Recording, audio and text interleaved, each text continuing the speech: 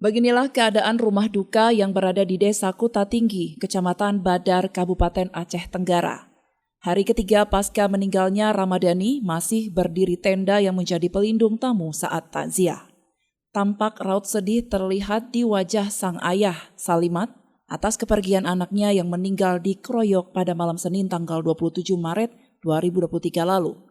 Untuk menghilangkan rasa kerinduan, Salimat hanya dapat melihat kubur sang anak kesayangannya sambil membersihkan rumput di sekelilingnya.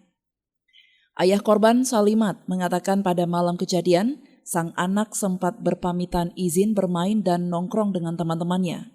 Ia terkejut menerima kabar sang anak sudah tak bernyawa di rumah sakit umum setempat. Salimat berharap kepada pihak kepolisian atas kejadian tersebut agar menangkap dan mengadili pelaku sebagaimana aturan yang berlaku.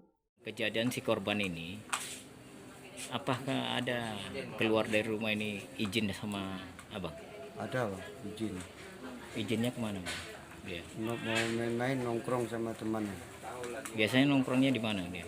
Di situ Bang, depan Pemda apa tuh. Betul. Abang itu dapat informasinya anak itu udah meninggal dunia dari siapa? Dari temannya Bang. Ya temannya.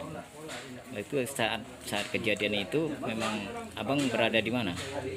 Memang saya berada di Gede itu tuh. Gede. Ya.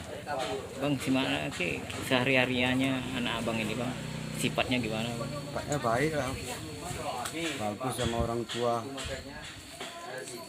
Kalau keluar pun dia tetap permisi.